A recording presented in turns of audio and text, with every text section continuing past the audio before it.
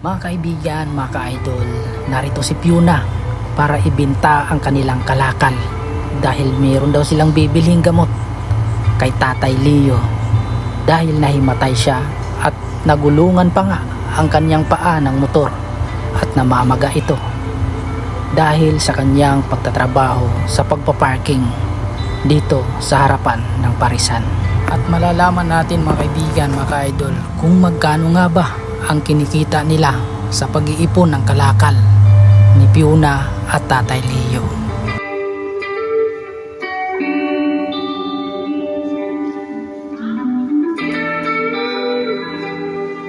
Galing ko sa event yan sa harap na World Trade. Si Diwata. Ito lang patawag na to. Diwata.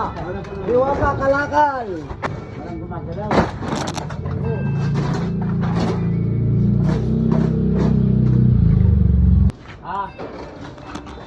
Dilan. Nakilo natin dito natin yung bayan.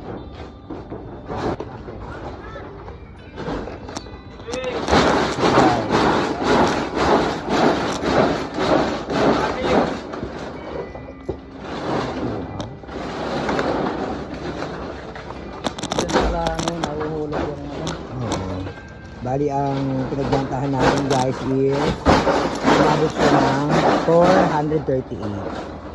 Ay, diba? 438, ganoon lang yun Ay, 438 tayo. Yan. Ang kilo ng karton is 4. Naka 33 kilo tayo kaya 132 siya. Tapos yung mineral na, yung baso ng mineral, 14 yung kilo.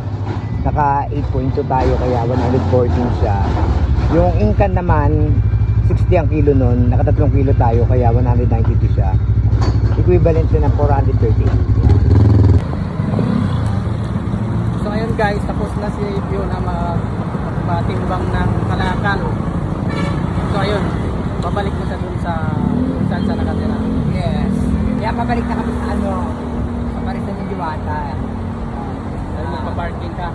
Parking naman tayo, maya-maya kasi hindi pa oras Ay, matay ka ba? Ha? Wala ka ng malay nung Tinatanong ko sa kung anong nangyari. Hindi ko alam talaga. Tanghali yun nung time na yun. matay ka? Saan ka nagising?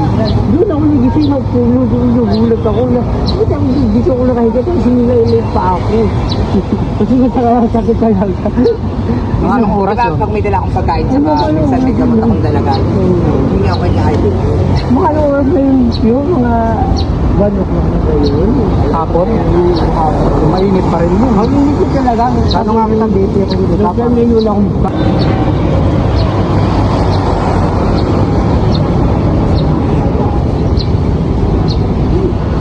Yung tugot sa akin ay magmakirot pa rin sa hanggang ngayon.